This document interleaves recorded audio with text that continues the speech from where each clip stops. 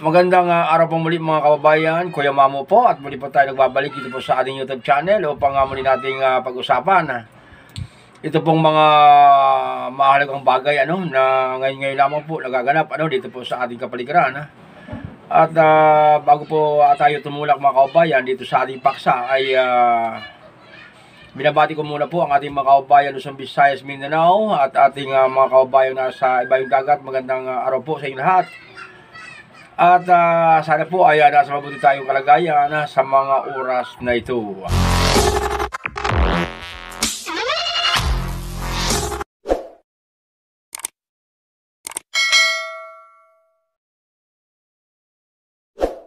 At doon po sa naghihintay mga kababayan ng update hinggil po dito sa sitwasyon sa buhay nitong si Epifanio Labrador. Ito pong vlogger na mas matabang pakitulpo ay muli pong binara mga kababayan sa kanyang latest vlog. Ito pong pamunuan ng Iglesia ni Cristo at maging itong pamunuan mga kababayan ng KOJC ay kanya ring binara at maging ito pong si Digong At naniniwala po siya na ito pong tatlong grupong ito ay talagang iisa lamang ang hangarin yung itumba siya. So ito po yung kanyang paniniwala, wala tayong magagawa doon dahil siya po ang nakakaramdam. Ngayon, nasaan nga ba ngayon ito pong si Epifanio Labrador Dahil mamaya po mga kababayan ay iba't iba naman yung mga spekulasyon ng ating mga kababayan. At mabuti pang unahan natin dahil hindi naman tayo nag-fake news dito sa aking vlog. Ito pong si Labrador ngayon ay nasa kanilang lugar ayun ang sabi niya. At dito po sa background na kanyang vlog ay nasa bukid siya. Mga kakahuyan po yung nasa likod at pinaramdam niya po sa atin na siya po talaga ay may mga kasama na nasa tabi lamang niya at ayun nga po sa kanya, kagabi lang ay nagbiyahe sila patungo doon sa kinaroroonan niya ngayon upang maging safe ang kanyang buhay at maging ang kanyang pamilya. So dito po sa kanyang vlog na ito mga kababayan, muli niyang hinamon muli niyang pinagmumura itong pamunuan ng Iglesia ni Cristo at gusto niya pong iparating dito po sa mga galit sa kanya na hindi po siya natatakot kahit kanino, lalo higit dito sa Iglesia ni Cristo. At para daw patunayan na hindi nawawala yung galit niya dito sa Iglesia ay pinagmumura niya uli ito pong si yung pamunuan ng Iglesia ni Cristo. So dito mga kababayan pag-usapan nga po natin kung dapat nga ba na ito pong si Epifanio Labrador ay ipapatay o ano bang plano ng INC dahil ayon nga dito kay Labrador ay maraming mga miyembro ng INC ang nagko-comment sa kanya at ang sabi ay talagang tinutugis siya ng Iglesia ni Cristo at pag nakita ay papatayin. So lahat po ng lokal ng Iglesia ni Cristo sa buong Pilipinas ay talagang pinaghahanda ng mga kasamahan at upang alamin ang kinaroroonan ni Labrador at upang ayon po kay Labrador ay maaari siyang tugisin at patayin.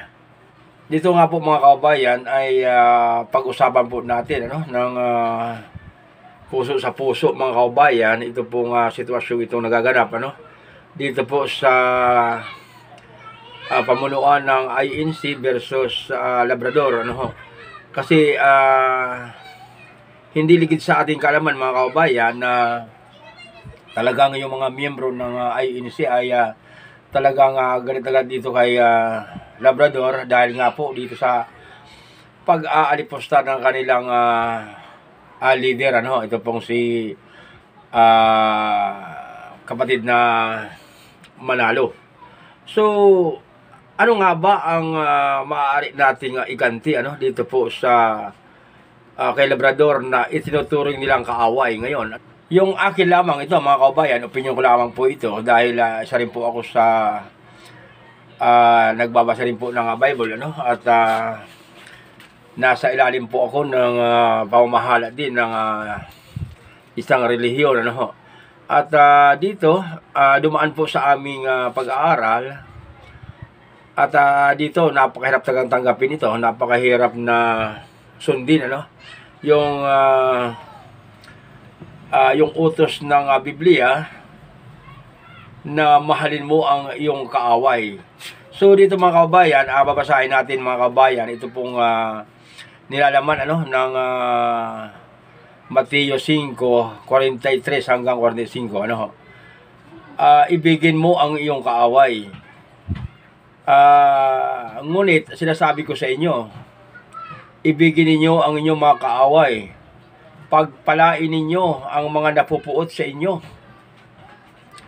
gawan ninyo ng mabuti ang mga nagagalit sa inyo, ipanalangin ninyo ang mga umaalipusta sa inyo at ang mga umuusig sa inyo. Ito ay upang kayo ay magiging mga anak ng inyong amang nasa langit, sapagkat pinasisikat niya ang kanyang araw sa mga masama at sa mga mabuti, at binibigyan niya ng ulan ang mga matutuwid at ang mga hindi matuwid. So dito mga kaubayan, malinaw na malinaw na sinabi po ng banal na kasulatan na ibigin mo ang iyong kaaway. Ngayon, kung itinuturing po ng Iglesia ni Cristo, ito pong si Labrador na kaaway, bakit hindi po natin ibigin? Bakit hindi po natin bigyan ng pagkakataong mapaliwanagan itong si Labrador na mali po ang kanyang ginagawa at wag po nating kasuklaman, kasi kapag kinasuklaman ninyo ang iyong kaaway ay hindi ka makakarating doon po sa langit na ating pinapangarap, na pagdating ng araw ay sana po ay isa tayo sa makakasama doon. So paano tayo makakasama sa kaharian ng Diyos kung ang iyong kaaway ay iyong kinapuutan? So dito mga kababayan, talagang matindi po itong utos ito ng Biblia na huwag na natin kapuutan ang ating kaaway, bagkus ay mahalin, ibigin at pagpalain pa nga ang nakaang sinabi sa Bible Ngayon, marahil kung hindi po alam ng ating mga kapatid ng pamunuan ng iglesia, ito pong nakasulat dito po sa Biblia, maaari niyo pong itanong dito po sa inyong ministro at upang mapaliwanagan po ang bawat isa sa atin, sa inyo, na wag po natin kapuutan ang kaaway, sa halip ay ibigin natin. Dito po sa Mateo 5:43 ay nakasaad talaga dito na wag natin kapuutan ang ating kaaway, sa halip ay mahalin mo ito at pagpalain. So papaano natin mamahalin ito si Labrador kung ikaw man po ay kasapi sa reliyong Iglesia ni Cristo, at alam naman natin na ang Iglesia ni Cristo ay Diyos ang sinasamba rito. So ibig sabihin, kapag kasapi ka ng isang relihiyon, most likely ang pinag-uusapan natin dito ay Biblia o pagmamahal ang mangingibabaw sa ating mga puso. So dito po mga kaubayan, sa nakasulat na ito dito sa Biblia, napakahirap ito sundin kapag hindi ang bawat isa sa atin mga kaubayan ay hindi pa napuspos ng banal na Espiritu ng Diyos, ay mangingibabaw sa atin yung puot at galit dito po sa taong nagbigay sa atin ng matinding pagsubok.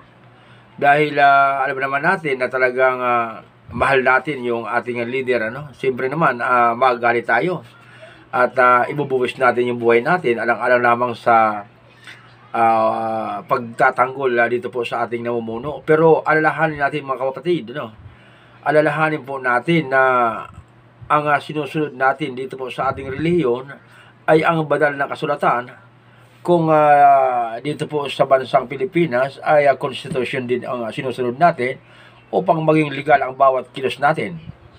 Ngayon, kapag ikaw naman ay nasa ilalim ng kapangyarihan ng isang relihiyon, susundin mo yung banal na kasulatan. At dito nga po sa Mateo 5:43 ay nakasaad, nakasulat na mahalin mo ang iyong kaaway. So bakit pa natin pinag-aksayahan itong si Labrador na bigyan ng parusa o kaya naman pagbantaan na papatayin, ako naman ay hindi naman ako masyadong napagpapaniwala na ang lahat ng mga nagko-commit na ito ay kasapi sa Iglesia ni Cristo. Dahil alam ko naman po na kapag ikaw ay nasa ilalim ng pamumuno ng isang relihiyon ay puso ang pinaiiral natin dito at hindi yung puot. So sana po ay ma-realize natin mga kapatid na ang pagpapatawad ay ikararangal po ng ating relihiyon at sana po ay dumating po ang araw na mapatawad natin ang ating kaaway upang tayo naman ay mapatawad din ng Diyos at mapabilang tayo doon sa kanyang pangako na paraiso doon sa langit at doon tayo magsama-sama habang panahon. At para naman po sa ating mga kapatid dito po sa Iglesia ni Cristo ay sana po ay pairalin po natin yung pagmamahal sa ating mga puso at wag po yung puot. Dahil ipaubay na po natin sa batas ng ating pamahalaan yung parusa kung dapat ba talagang parusahan ito pong si Epifanio Labrador. So, ito lamang po mga kababayan yung ating maibabahagi sa inyo sa araw na ito. At sana po ay kapulutan ng aral ng ating mga kapatid. Ito po muli ang inyong lingkod, si Kuya Mamo, at muli po tayong magbabalik sa mga susunod na oras upang muli nating talakayin ang mga bawat issue na pinag-uusapan ngayon dito sa ating bayan. Marami pong salamat at mabuhay po tayo lahat.